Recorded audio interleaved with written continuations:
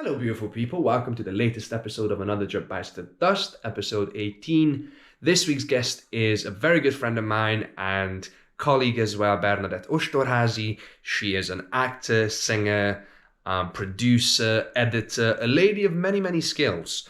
And this week we got into, this is probably one of the more industry sort of orientated conversations. Like we talk about very specifics as a working actor, living in London, navigating the Hungarian industry and the British industry, her experience being the lead in a Hungarian musical, which was a funny little thing I found out not that long ago, so I had to ask. So yeah, overall it was a lovely, motivating conversation. A lot of interesting little tidbits fell out along the way that I got to find out. So I hope you enjoyed as much as I have. Viewer discretion is advised, and see you on the next one. Hello, Ostorházi Bernadett. Oh my god, it's always so weird to talk English to people that you normally talk in Hungarian to. Yeah, it was weird because just now you told me something in Hungarian. I was like, wait, what happened? For English, press 2. Right, well, let's get the obvious out of the way. So you're an actress, you are a director, I'm guessing you have directed. I've seen you singing. You're probably a dancer, because I've seen you dancing as well, although that was hilarious. And you also do editing, and I know because I remember you had to do the Charleston for the podium. Yeah. And that was like a glory, because I didn't have to do any of the dancing, so I just laid back and was like, let me see these guys struggle, because this is glorious. Yeah, well, I pressed something, sorry. Oh yeah, there you go. Yeah, so I wouldn't really call myself a director. Okay. More like a producer. I directed stuff, but still, I wouldn't just call myself that. Yeah, all right, okay. Singer. Editor, you have edited.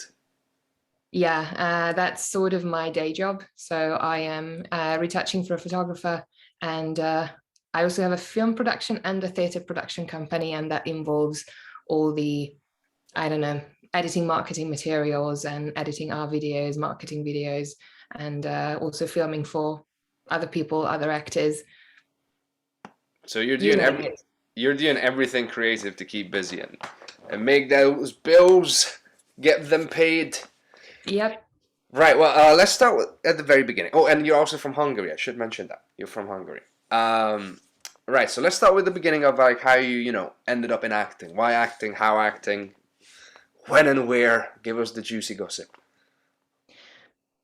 I think that started when I was like, I don't know, 11 years old, and we put on a production at school, and it was about the revolution in 48. Do you call that revolution? Yeah. Yeah, the revolution. And, my best friend wanted to be a really important character, Petőfi Sándor's wife, and I was like, there was one character, Moriokái's wife, who was an actress, and I was like, she's an actress. I sort of want to be an actress, so I want to be her.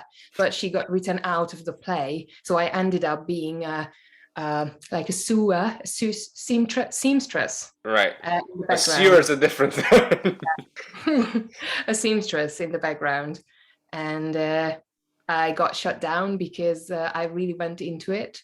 So literally, just putting the thread in it and biting the thread and everything. It was too realistic. So they moved me, and I was like, became a tree or something. I don't even know. Were you like waving? There's wind, guys. Come on, there's wind. Oh, wow. Yeah. Okay, so you got your first experience of the brutality of show business early on. Yeah, but I loved it.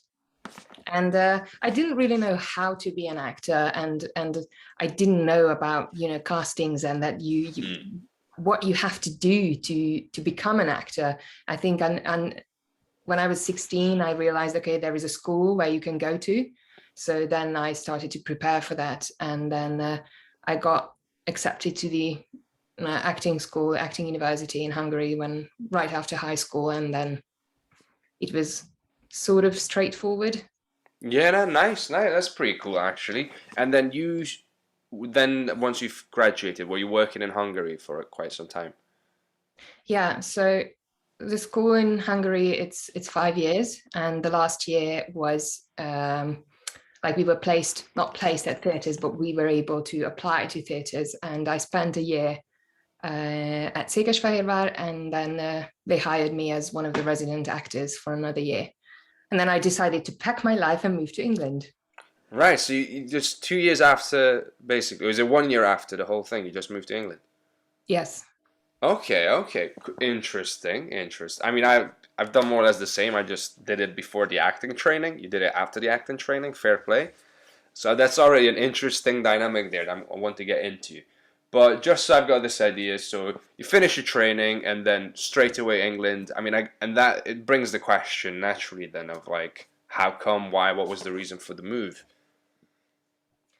I think sometimes I have these waves to do something unexpected, even like started with just chop my hair off. I mean, not me, the hairdresser, but still, without any thinking. And I'm not saying that I wasn't thinking about moving to England, but I never really considered. I didn't speak English, so it was just outright crazy to leave this industry. And I was doing pretty good. I was very busy with acting jobs. I was filming. I was very busy in theatre, but I don't know. I started to see how my life will be in this country. I saw my options, and I had the feeling that it started to limit my, I don't know, my creative energies. I don't know. I need something further, something I couldn't potentially reach. Yeah, something bigger, something open. Yeah, I can get that. Yeah, you can. Even if I never ever get there, I needed that prospect. But you have the option that, I could get there. Meanwhile, back home, you have that feeling of like, well, this is how your life is gonna be, and you're like, oh, okay. Yeah, and I don't want to know how my life is gonna be. That just stresses me out. Yeah, that's fair enough. That's fair enough. That's the allure of the big open world, the biggest industry there is. That's fair play. I can understand that.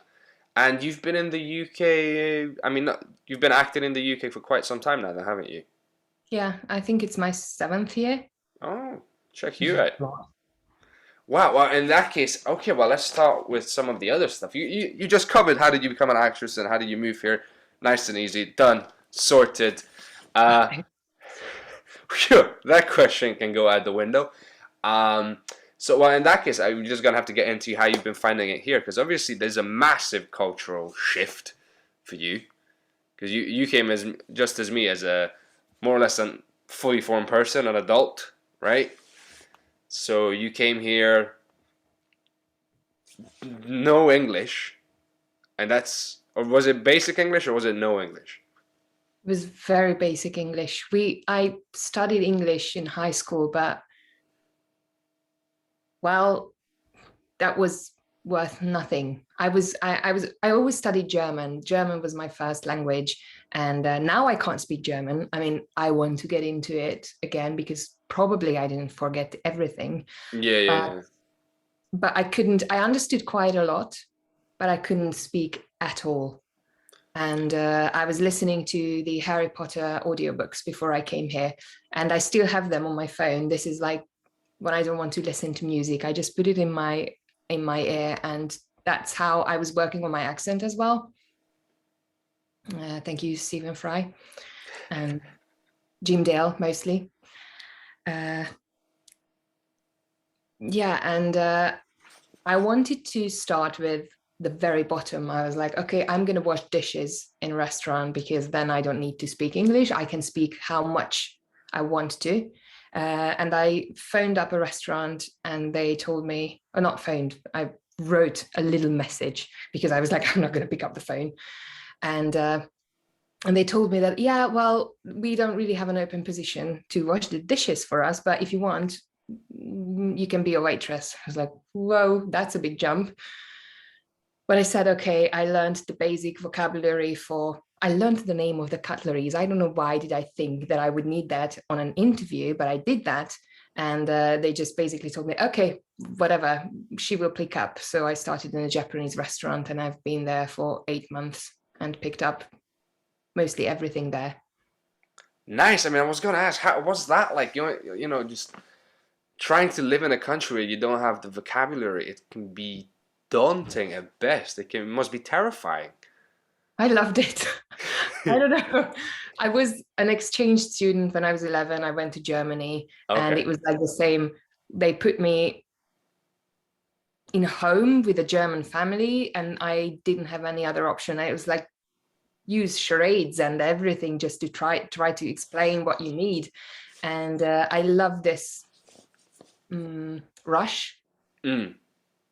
I mean, yeah, there's a thrill of like, because everything's not that it's difficult, but yeah, it's an adventure and everything's like a little puzzle. I was like, okay, how do I say this? Right. See this? I want that. Yeah. But obviously there was the other side of the things, that making connections or real connections, friendships, Yeah. it's not easy. And also I think it took me quite a while when I even applied for agencies, for example, to get representation, because I was like, I can't even speak properly. I didn't have any self-confidence in my abilities in English. Mm. So I was applying for stuff by myself, but I didn't write a single email, I think maybe for 2 years. Okay. And yeah, Half, and just to I don't keep that know. in mind, so you're a professionally trained actor, so like you've already done the first bit, which is getting into your school and doing the training and all that.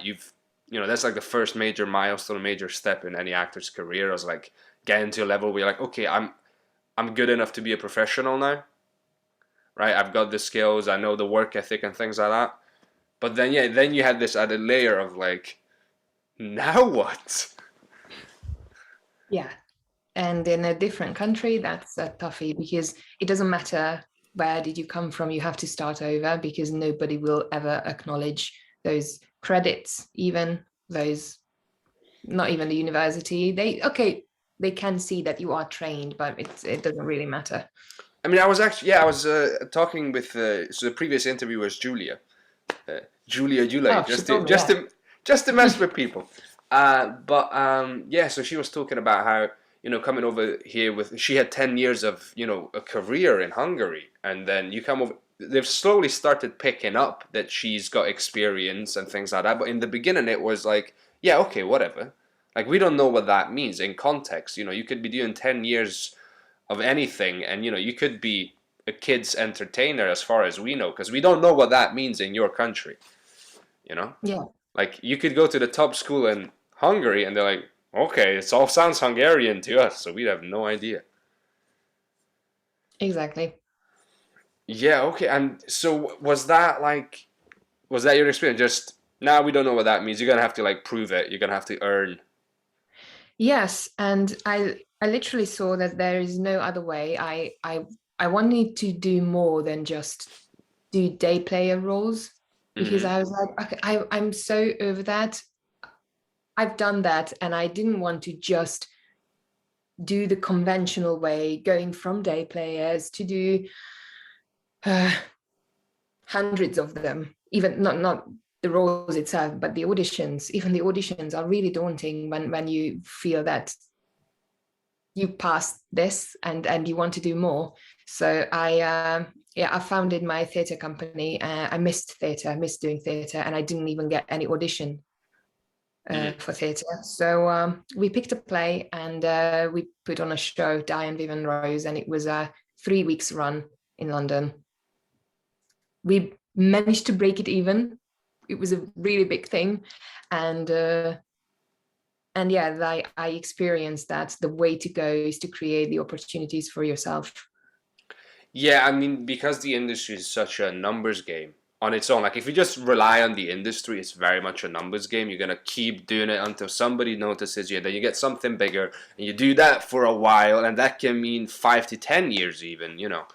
So you have to create and generate your own buzz, your own publicity, your own following, viewers, audience. I think. Yeah, and also it wasn't life. I can't just wait for my agent. I can't just wait for the auditions to come in or to the phone to ring. Oops. Hang on, because the internet's acting up again. But I think we're back. Because I can see you moving, looking around. What's happening? Your audio is... I'm all right. Internet, and I knocked over my laptop, but all good. Yeah, so as you were mentioning about, just having to wait on a phone to ring, that can be, I mean, it's frustrating to say the least, if...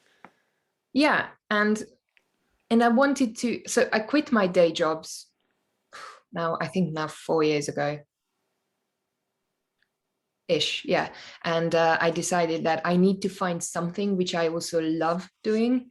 So I figured that I'm going to be a headshot photographer. So I learned how to do photography from YouTube, and then bought my equipment, bought my first camera, and started to do headshots. And I earned enough money so I can leave my waitressing job and hostess job, whatever I've done at the time.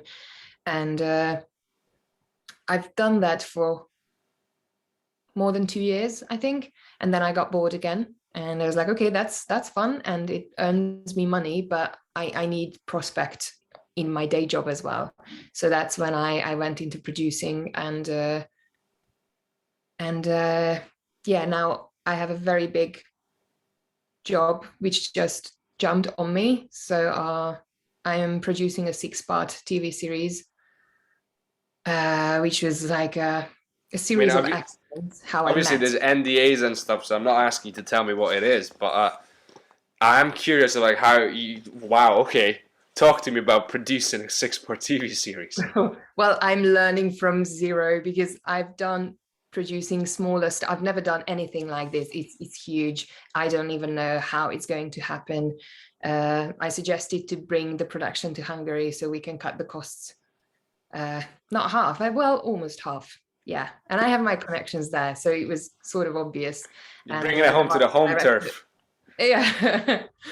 The director jumped on the idea. He said that, ooh, that's cool, and yeah, that has prospects. So basically, he wrote this series in the past 4 years. It's a 6-part comedy drama, and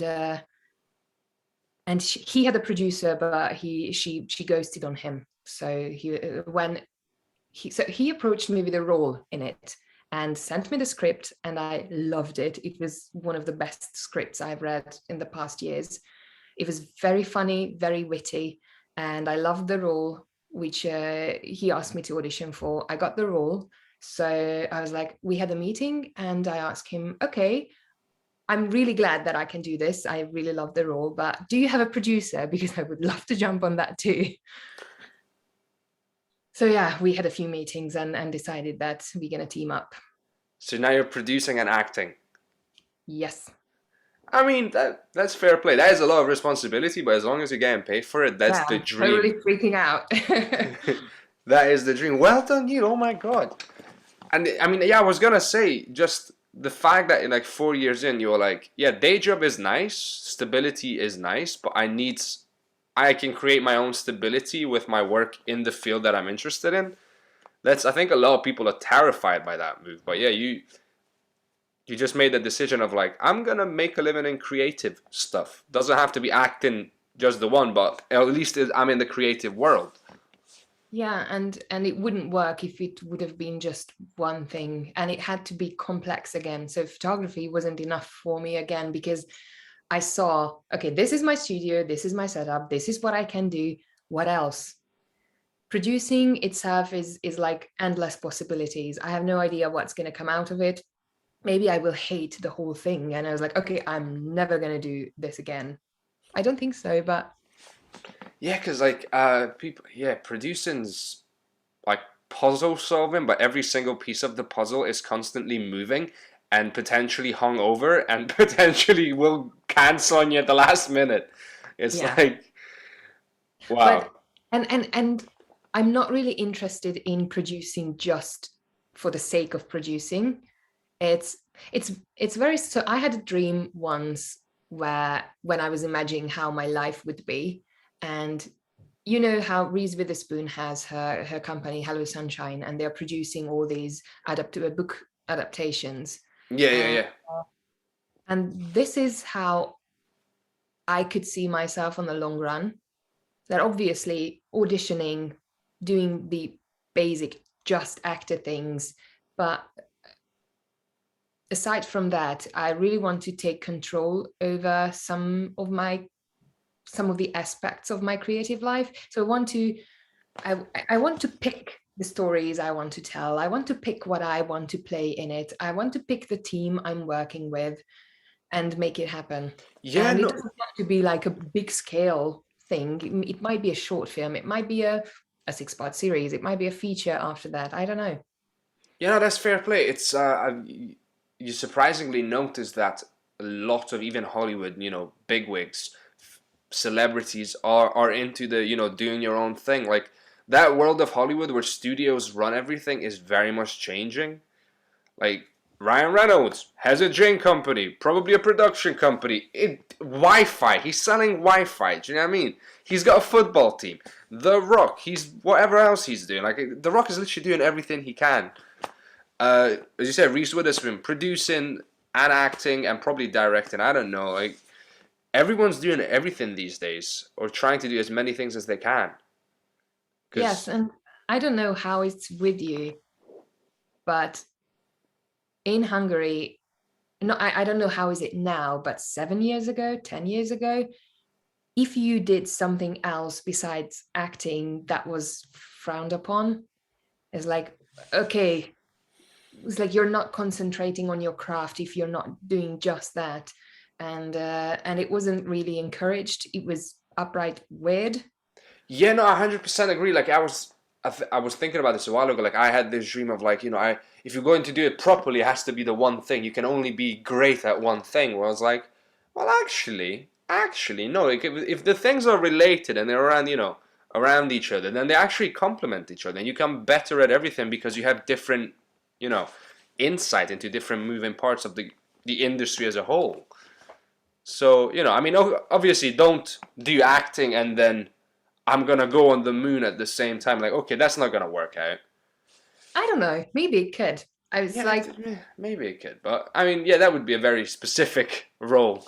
I'm an astronaut and an actor. Part-time astronaut. My day job is I'm an astronaut, and then I do acting as a hobby, or the other way around. But no, you're absolutely correct that this idea of like it has to be one, and it's always like was it the jack of all trades is better to be the master of one than a jack of all trades? Well, yes and no. Depends. Depends how different the different things you're doing are. How big of a gap you have. For me, that was a culture shock when I moved here and I looked in the industry and started to, fill out all those profiles and everything. And I went to my first few castings and they asked me what I'm doing. And I was like, yeah, I'm an actress. Oh, yeah, I know. And I was like, and I don't know. It's like, what else am I supposed to say? And I was literally, it was shocking because I didn't expect them to expect something else. I mean, like, yeah, I'm an actor and that's it. And it's like, who isn't? He's like, we're all actors here, darling. See, the casting director used to be an actor. See, the person behind the camera, also an actor in the day job. But it's like also they are really interested in your personality, your hobbies. What else are you besides of acting? Yeah. No, that's fair. That's fair. I'm learning as well. That's why I started the YouTube series. I'm gonna do interviews. I'm doing the stand up. I'm like, I'm gonna try again. I've started a bit later, but I was like, yeah, I'm gonna try to be creative around the acting thing as well, and then see whatever sticks. But yeah, just not just the one thing. Doesn't have to be just the one thing actually. And there's countless examples that it's possible.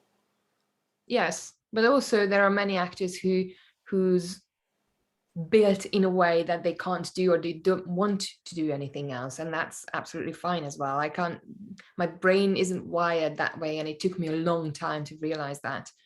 But I know plenty of my active friends, and they don't want to deal with anything else. They're having a hard time to deal with the business side for their own acting. It's plenty enough. Not like, taking on another job, even if it's the creative industry. They rather do a day job. They'd rather work at a restaurant than do something else within the business.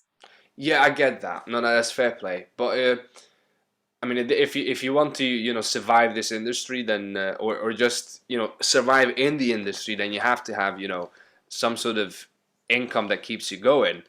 But in your case, you have the added benefit of you're also networking on the job. You know, like this is why I was thinking about this. Like, obviously, I'm doing the interviews, but whatever you're doing in the creative industry, other than your main thing, it's all networking. You're all you're still meeting the right people. And the best networking is, you're basically doing a team building exercise with other people and you're getting paid for it. Like, hello? Yeah. I think my best experiences came from some kind of connections like this. Like I met someone on a job who recommended me to someone else, kind of. Well, that's how we met. I managed to annoy you. We've told this Yeah. story a couple of times, but we were working on Baptiste season 2, and I didn't let you relax in your own little caravan trailer because I was dancing so much on my own, trying to get my energy up in the morning. Wait, can you? It was nice, 5 a.m. This. I actually have the video. There's a video of me just trying to get ready, and Of course, I've there got is a video. I've got my police uniform on, and I'm just like.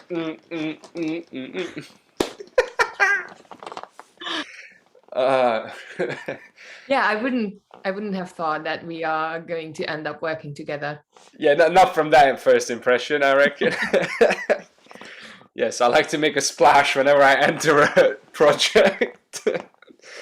Fair enough. I mean, obviously, it is all about you. So I'm curious. Has it been changing for you then? So you reckon the industry, well, the industry, does the people in London have sort of started noticing you in the sense that they're not just like, oh yeah, okay, whoever you are. It's more like, oh, you've done this and this. So okay, we can relate to that. That means something.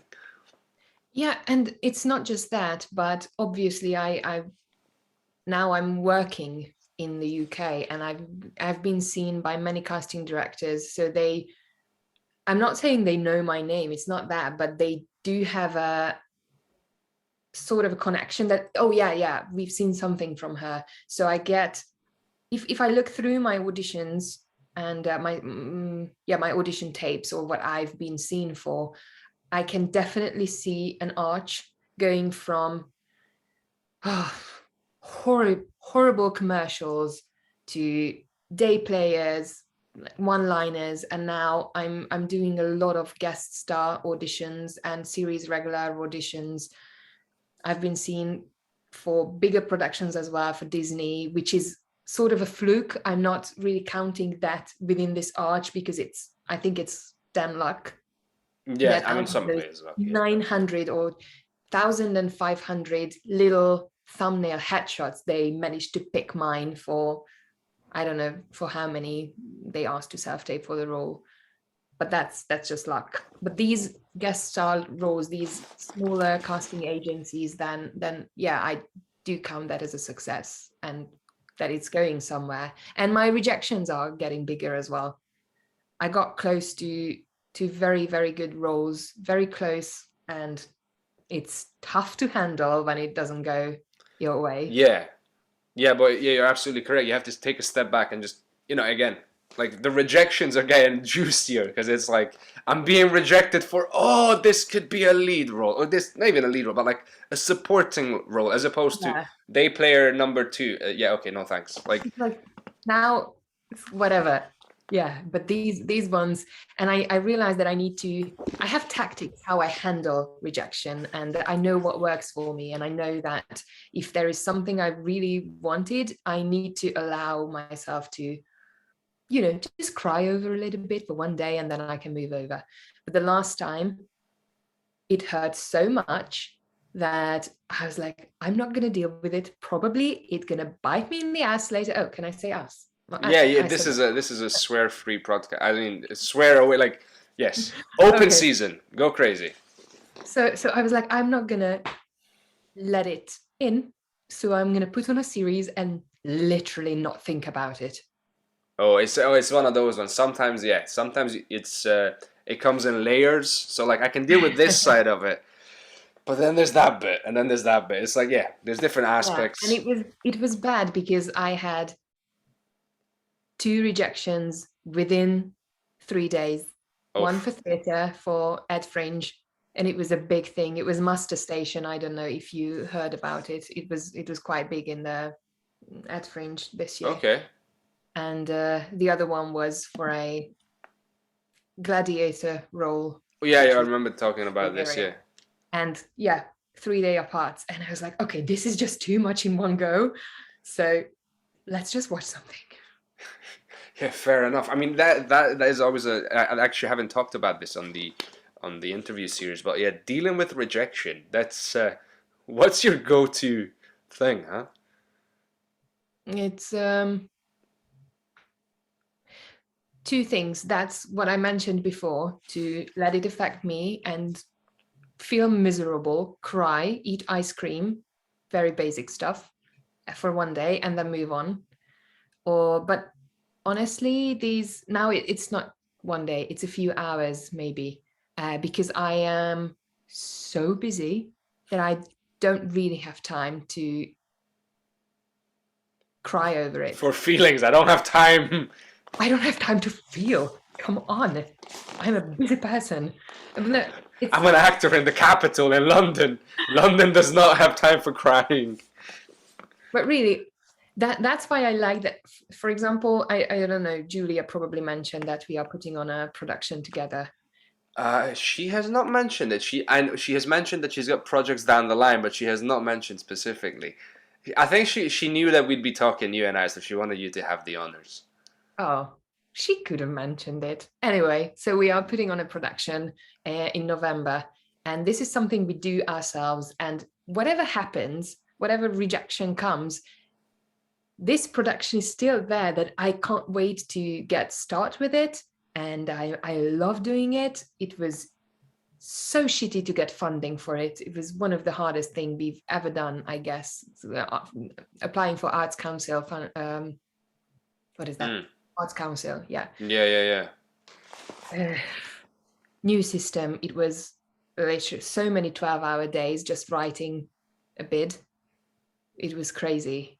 But still thinking about that it's going to happen and we're going to start the rehearsals, that helps me to handle any other kind of rejections, because I know that there is something to come and it's going to happen because I'm going to make it happen. Yeah, no, that's fair. Of having, I remember in our acting class that I did, we actually talked about handling rejection, which was, now that you think about it, it's like a revolutionary idea that your teacher tries to explain how to deal with it, but it was like, have things planned, afterwards, like have projects to look forward to, or yeah, just that. Yeah, so again, allowing yourself to feel it, not being like, no, I'm okay, I'm not affected. It's fine. I didn't get the lead role in one of the biggest parts ever in my life, but I'm fine. But And it's so cool that your teacher mentioned this at all, and yeah. No, that was a and we talked about this. We talked about post-performance blues. When a production ends, that you're gonna feel drained about it. Yeah. And it's true, because you realize, oh my god, what am I supposed to do? I was doing this thing that I love doing so regularly. I was getting my high, my dosage, and now it's gone. What? It's, for me, it's way worse than any kind of rejection. When a production ends, which especially if it's a longer one, and then it's Yeah. okay, what now? Yeah, back in the unknown. So again, so allowing yourself to feel it, having stuff planned that you're looking forward to. My thing nowadays is that I've realized a lot with the handling rejection is, I mean, very much mindset based, that you have to have a mindset that's willing to see the positive. As you said, you know, you have to celebrate your, not your failures, but like your losses as well, because if they're getting bigger, if you're losing on a bigger and bigger stage over time, that you knowing that you're in the right direction, you're on the right trajectory, right? So just seeing that, you know, like, I got seen for this, I've got this close to this, these people that, you know, were casting me have seen me trying to get really hard to get this part, so that means I have a very good connection with them, like an emotional investment on their part as well. Yeah.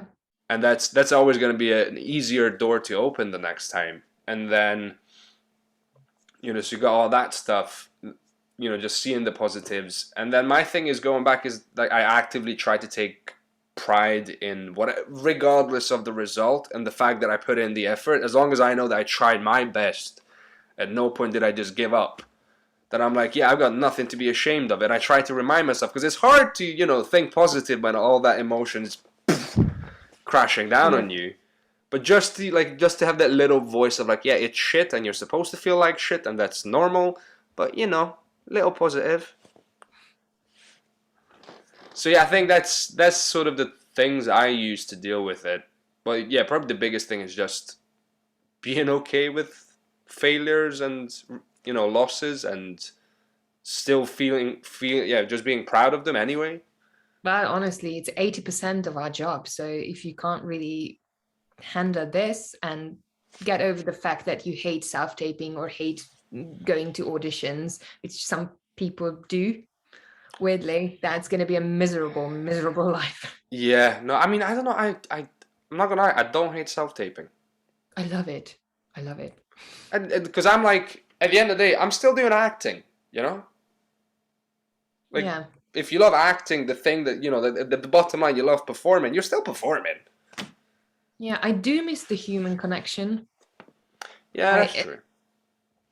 It's just an extra thrill and everything, but also this is super easy in a way that I'm getting very quick with my self-tapes now. I remember those days when I had, I don't know, these 11, 13 takes and mess up my lines. And it's not that I hated them or I didn't like what I did, but I didn't trust that I thought it's going to get better, but after a point, it's not going to get any better. It's going to be the same. And it's the life of the partners or flatmates and mothers, sisters, brothers who self-taping with you. And honestly, a big cheers to anyone being the other side of the camera and dealing with our shit, because honestly, the times, I mean, even my partner, he does that without a complaint. It doesn't matter. Sometimes I burst out in tears because I can't do this. I'm a bad actor, and why am I doing this? And I hate this self-tape. And he's just sitting there. Okay, chill down. Yeah. And I know that he doesn't, but he still says that he does have time. Yeah, you could probably write an entire book on the lives of people around actors. Yeah. Just the spouses. There should be like a therapy group for like having to live with an actor. Yes. Yes, you look great. Yeah, you do look great in it. That is exactly the part for you. No, you're very castable. Yes. Good. I mean, I know our time's gonna run out, so I'm gonna have to take a little break after this and come back. But I do have another question lined up, which is, how do you survive being a performer in London, lady? You literally living in London. Yeah, and do you want me to answer right now in this 1 minute 45 seconds, or come back in the next? No, I'm gonna take a break now and then restart it, and I'll get back to you. Okay? Yeah. 1 sec. T-shirt. Hello again. So, we left off with discussing how do you survive as a creative in London, because London is famously hustling and bustling and expensive. Very expensive. I just realized that.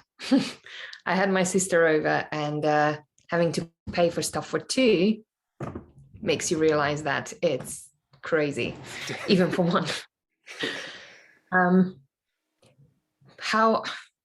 Well, I think even from the beginning, what worked for me is having a lot of stuff going on around me.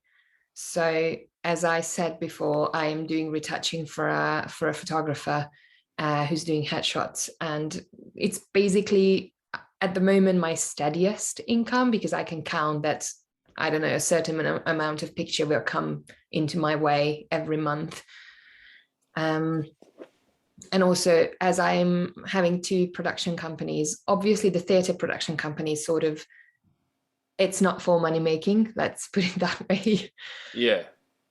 But creating Riverine Productions, it was basically to cover the bills. And besides, obviously, I'm doing the film producing as well, which is the creative side, but also we do video productions for musicians, creatives. We were just doing a baking show for the Hungarian Cultural Institute. It's called Sweet Hungary.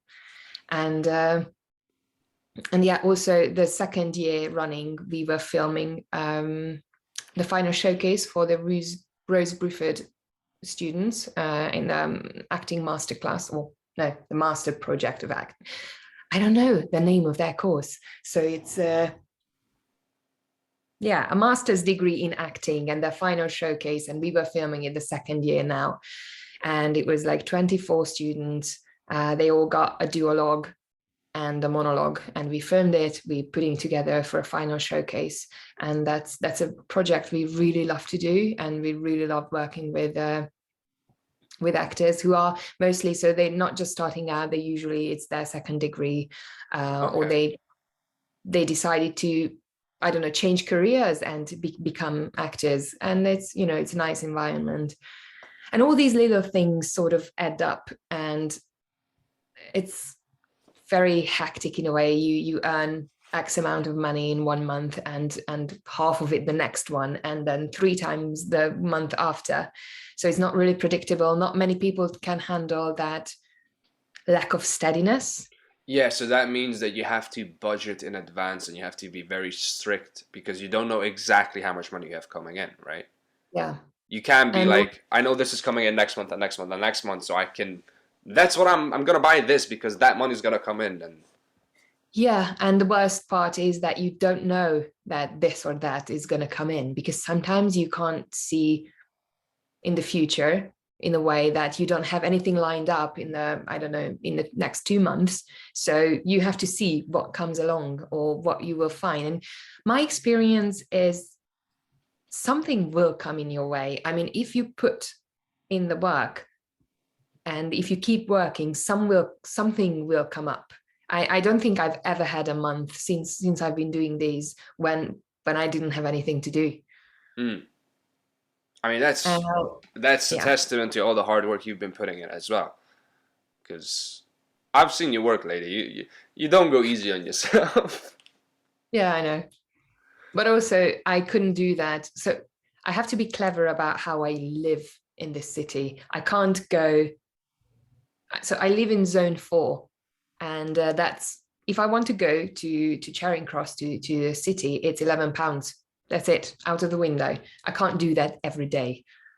So I'm mostly working from home. Obviously, if I have a project or something, I need to travel, but I can save money by working from home quite a lot.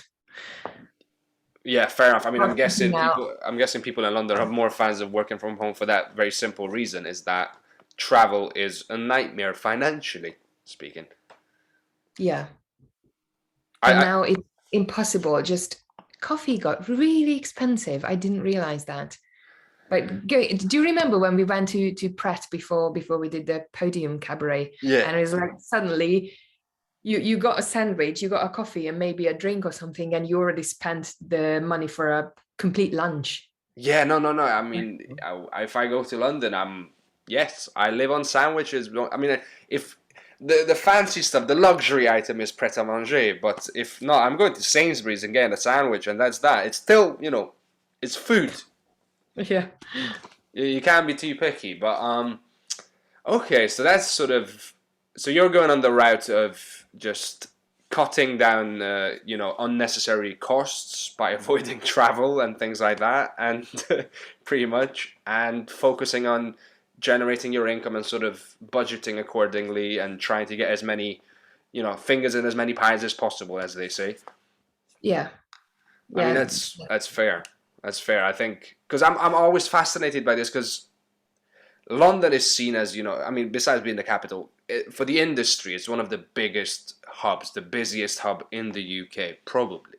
Now it's changing. We're getting like a couple of TV studios here, and in Edinburgh, and Glasgow's getting a couple and things like that. But the main thing is still London. And I was looking at London, like I could probably do it, but I would love to do it one day, and I am absolutely interested in moving down if the time is right. But I was like, yeah, but here I can work part-time in a restaurant and then do all this stuff and still put money away to the side if I'm clever about it. But in London, I don't see that happening that much. Yeah, no, it's basically about survival day to day.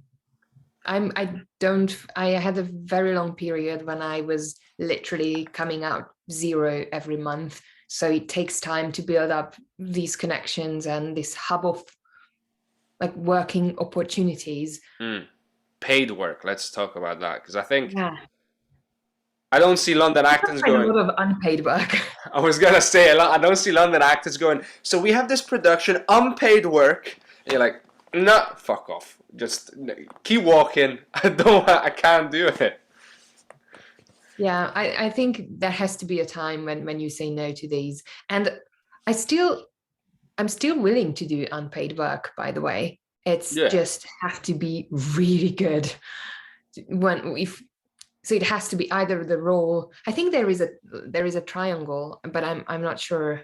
It's like the value of the production, the money, and the third one is I can't remember. When you say value, you mean like the creative satisfaction? Yes. Yeah, is it it's always like there's three things, you can only choose two. That's the one, yeah. I can't remember the third one.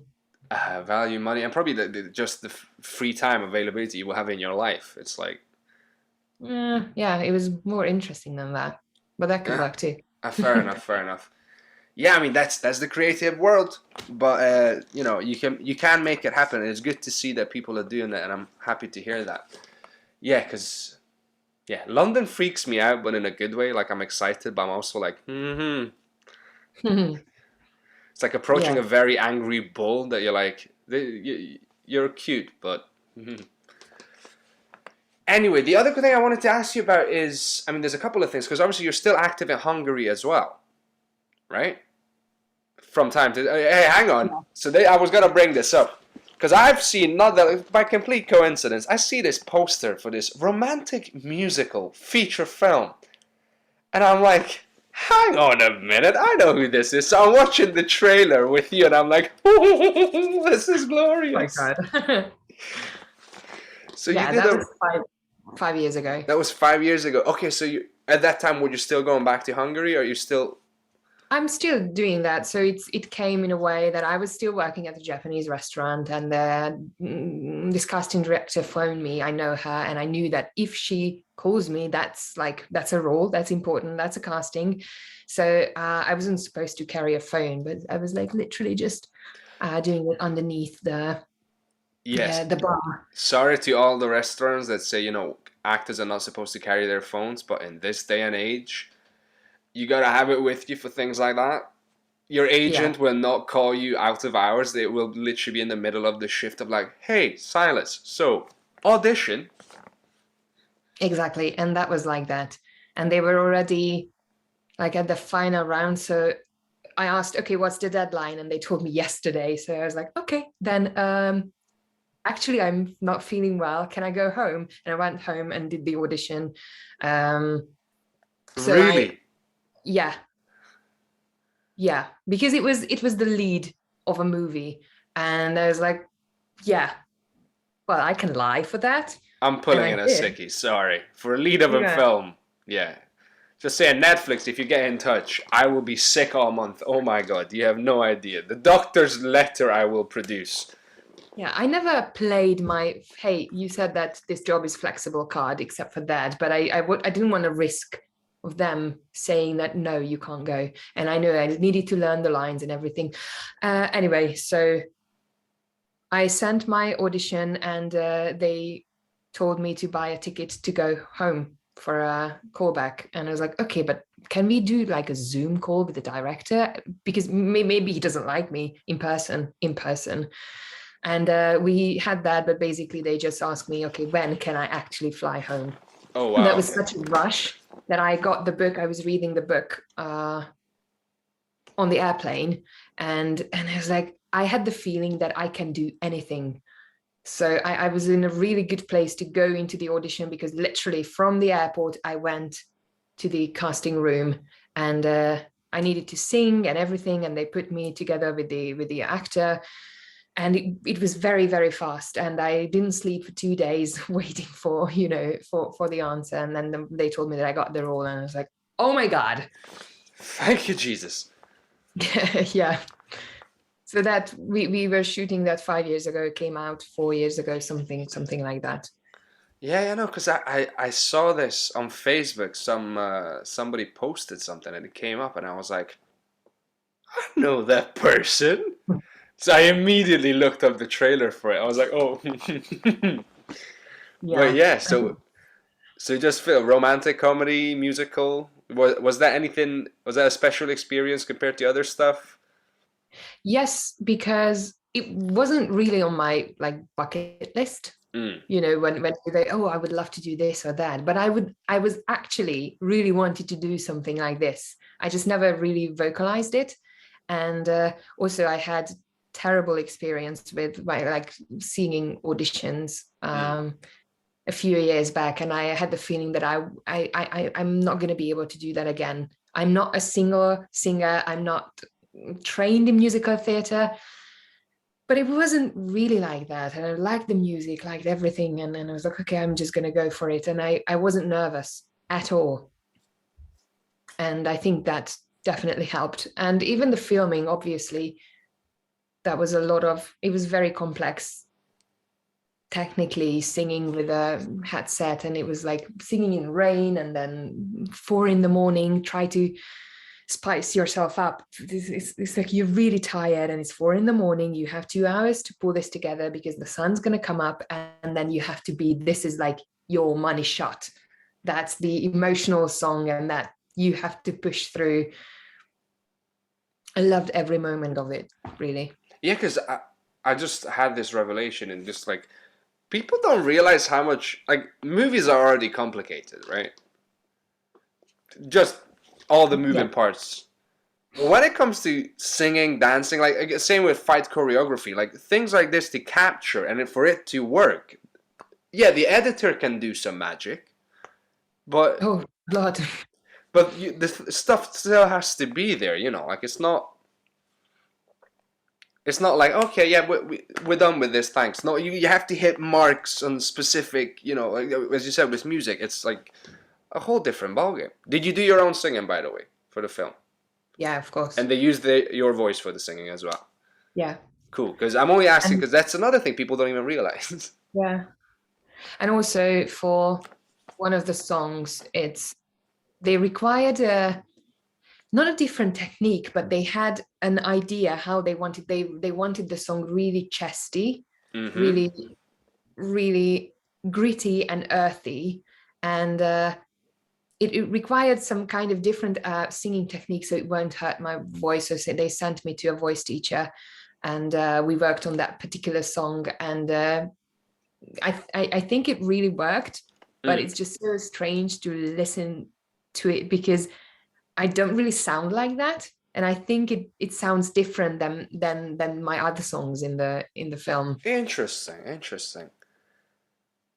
But I love that I was able to do that, so they didn't just let me, okay, figure it out and do it. No, they found a teacher who could literally help me develop that technique.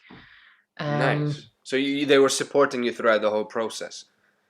Yeah. So we're talking this, was it 1 month, 2 month shoot? What are we talking about? 3. Oh, I mean 2 months shoot, but they they asked me to go there a month before, and I was like, yeah, of course, obviously you're going to have singing lessons and the dance rehearsal and everything. I was sitting on my butt for 1 month because, a production, they thought that they're going to have that, but they didn't. So we rehearsed every single choreography like 2 days before the shoot. So we didn't have any prep time in the end. And I was just sitting on my butt on Budapest, waiting for, some things to happen. Yeah. And they were paying, I'm guessing, did they pay your accommodation and stuff, or? They did. So everything was covered full? Like the admin stuff was covered full? Yeah. That was, like, I didn't have an agent back then, so I was dealing with these things, and the agreement was that they will pay for an accommodation. I was able to find something. I found something like a good deal. But yeah, it was fair. It was the person whom I don't know how you say in English, how the position, it was like, not because he wasn't like the production manager.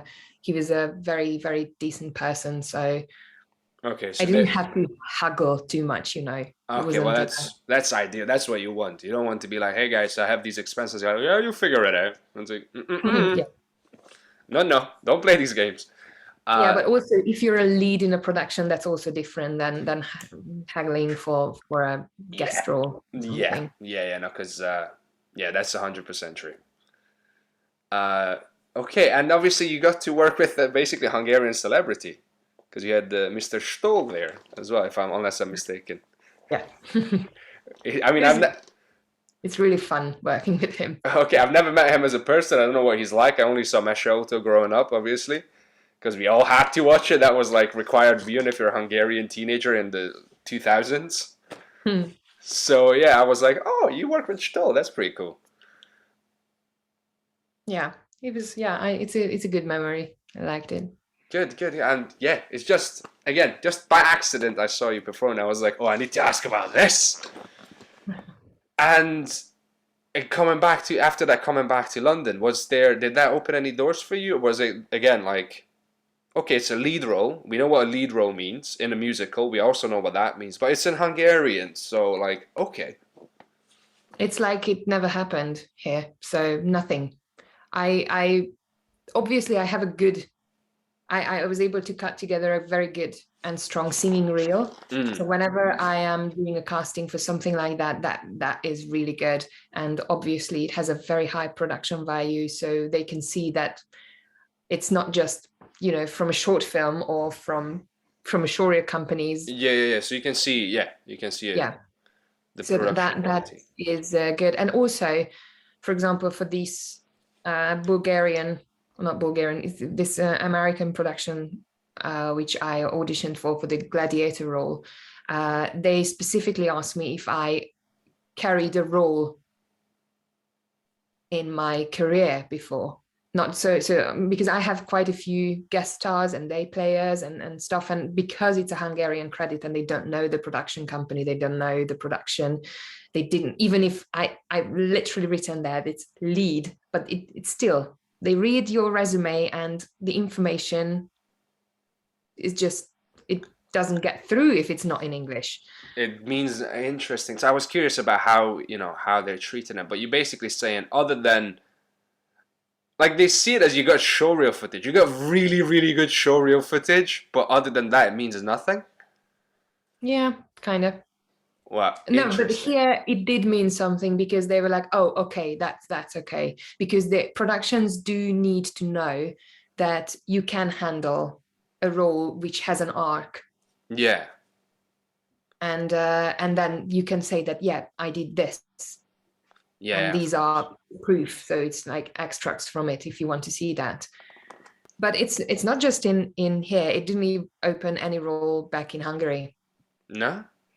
No, but it's a different story. So that was, the critical review of the movie wasn't good. It was very like it's difficult, politics and the genre and many other things. Yeah, I mean that brings up a different conversation with dealing with criticism, and I don't mean just in the world of the internet, everyone's a critic, but you also have the professional critics, obviously. But you can create something that you're really proud of and you really enjoyed working on. And you don't, you know, some projects when we do, you're like, well, this is not gonna be great, but I'm doing it. Okay, I'm doing the most I can with this project. There's those projects, we've all heard about them, we've all had some experience like that. But sometimes you really, you know, you're happy with it and you're like, yeah, this has got a lot of soul and I'm loving this. And then, you know, the public might like it and the critics hate it, or the critics love it and the public does not care. You know? Like how have you find that? How did you deal with, you know, that specific just dynamic? This scenario, critics hated it, public loved it, but still the critics were very harsh. I was fortunate in a way that even in the critics I didn't get any. I got quite good critics even from the shitstorm, which was okay, but I think there was a point when I was like, I need to shut down and not read them, because I rather ask opinions of, I have a network of people whom I trust their opinion, and it doesn't contain my dad and my mum, because I love them, and I don't think that they can be objectives, although they do form their opinion really carefully, really respectfully. If it's something they think that, oh yeah, it was good, but still, you know, your relatives are usually not people you would know about. Yeah, I mean, it's unless you have someone who's in the industry and is a professional. Like, you have to have a very specific mindset and, you know, the knowledge and the background to be able to give, as a family member, objective criticism and actionable criticism. You know, like things that I can actually use. Like, it's valid and it makes a difference. And also, since acting school, we always had recordings of our performances, and not just the performances, even the basic exams like singing showcase or the movement classes and everything. And I went to the library, I asked for the footage, and sit in front of my laptop like this, watching myself back. And it's like, even, you know, listening to your own voice, it's very similar. You hate listening back to your voice because it's a voice you don't really recognize, and this is how it is when you watch yourself back. It's just awful at the beginning, because then you really got used to your habits, your mannerisms, the little things, mannerisms and the pattern. And I think the little ticks that we have, incredibly useful. And I think that I have a very healthy critical view of myself.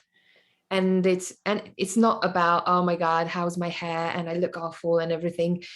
I don't care about this stuff, but I can judge my acting because I've seen everything. I've seen my worst shit.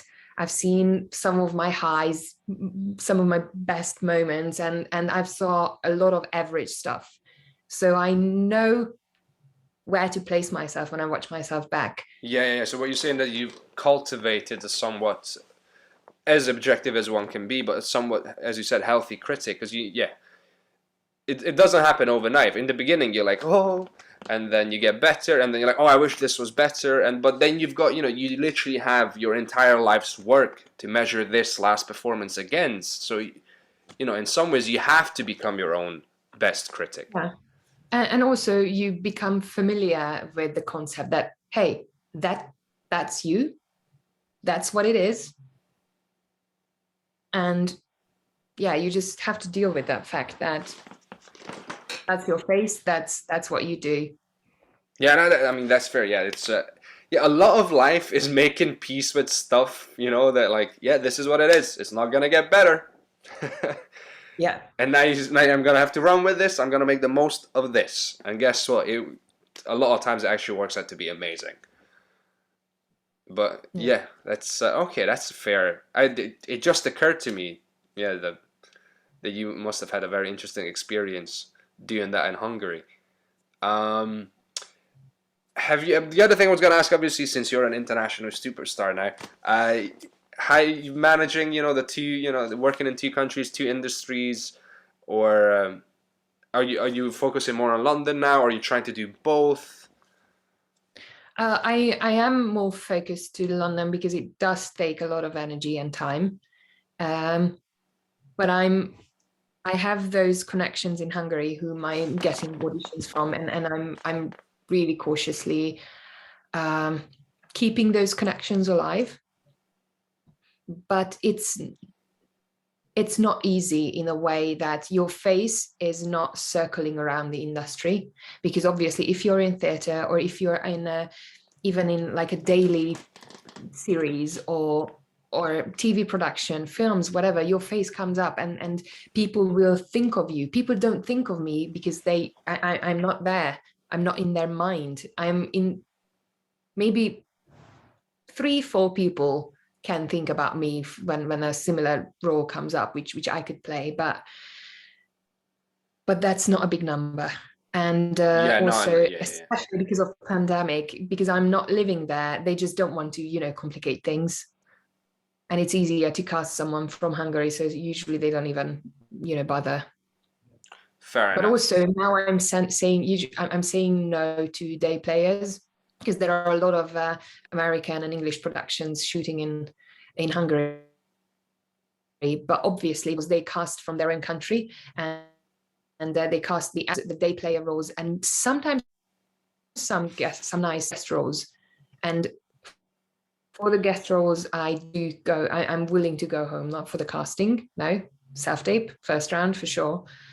But day players, I'm not doing that anymore. I had to put my foot down.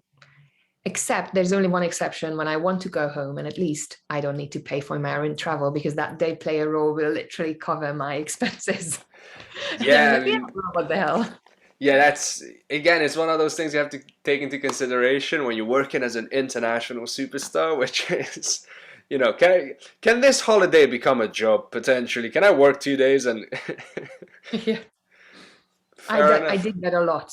I did that a lot. That I said yes to a project, or not just acting projects, but even filming for someone. That thinking, okay, obviously the salaries are very different in the two countries. What they pay for a Hungarian film, it's not even close to what I'm getting paid here, even on equity rate. It doesn't reach an equity rate, so it's not competitive here. But then I say, I have a nephew, I have a niece, I want to see them as often as possible. So I'm thinking in a way that, okay, I have a little, cash for those visits, and that's nice. Yeah, I mean, I was gonna say, you brought up an interesting point of, obviously, working in countries that financially are not as flourishing as the UK. Is it worth doing the job back home? As you said, is it like does it even register on the radar? Is it in a blip of, like, financially speaking? It's like, oh, I've got some lovely cash in hand. I got lunch money, and that's great. Or if it's an international production, then it's close to competitive, because they don't pay the rate of a UK rate, for example, but they are not paying the Hungarian rate. It's somehow in between. Okay. It's still cheaper for them, but it's a more decent money for us. So it's usually above equity rate. And if you have more than 1 day, 3 days, 4 days, it's nice.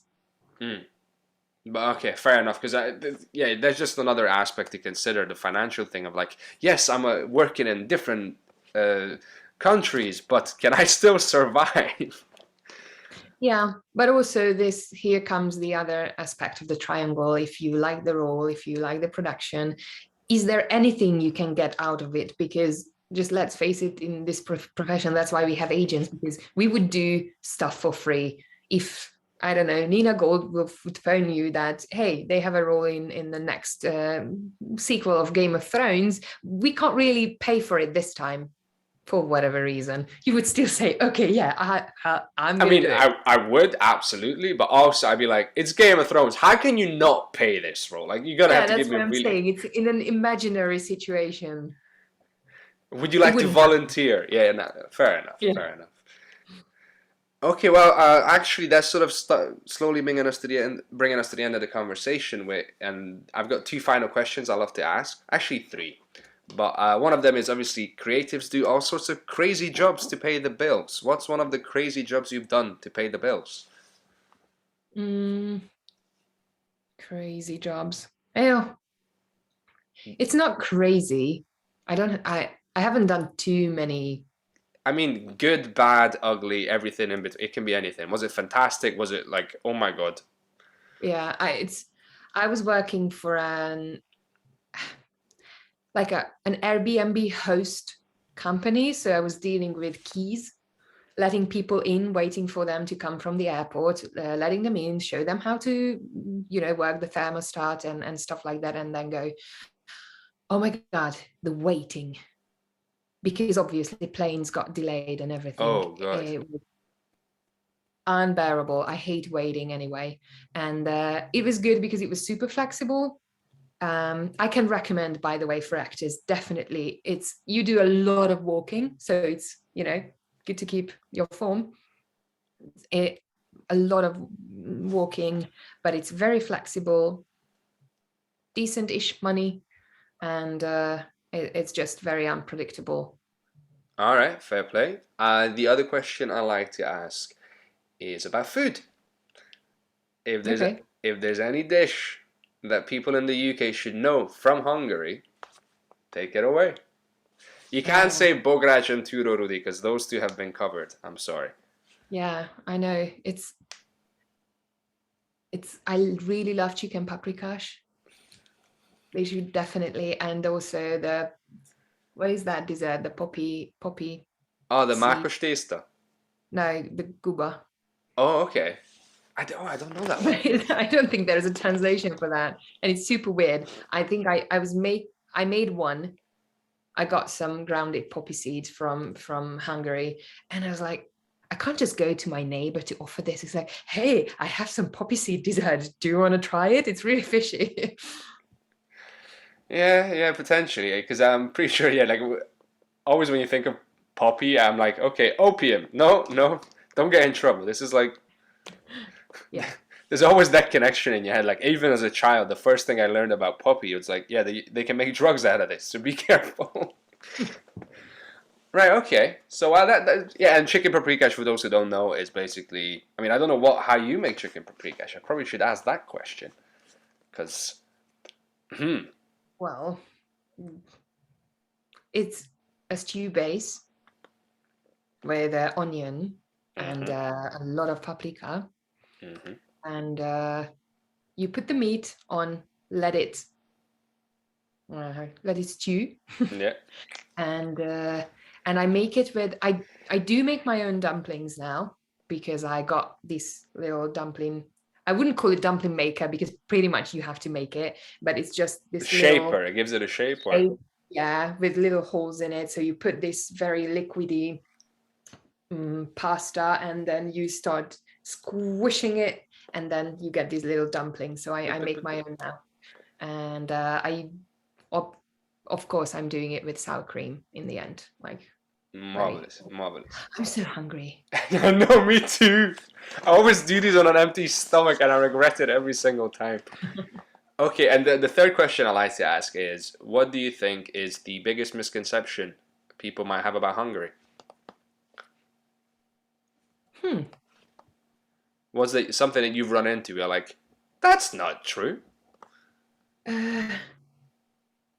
It's weird because I was surprised that usually when Hungary comes up, people usually say very nice things about it.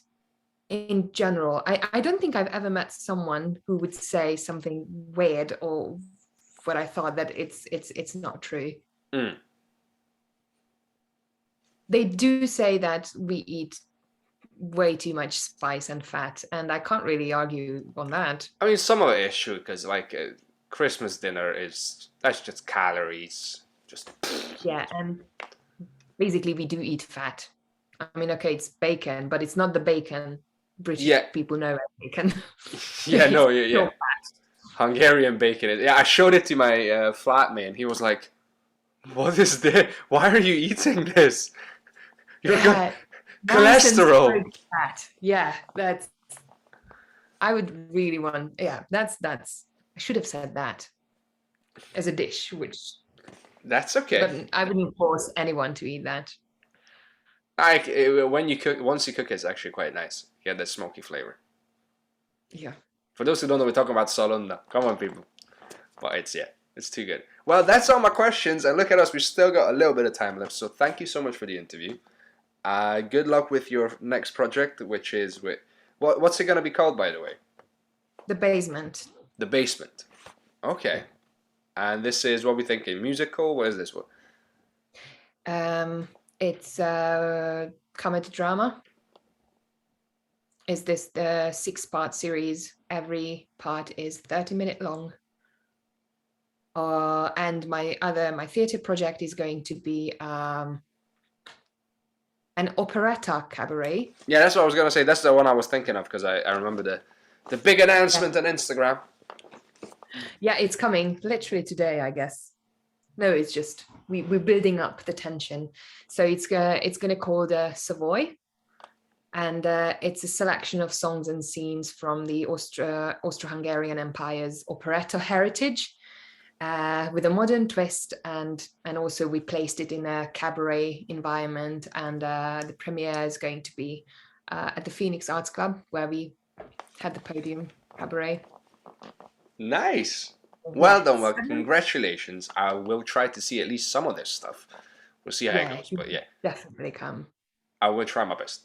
Thank you so much. Have a lovely day. Thank you. You too.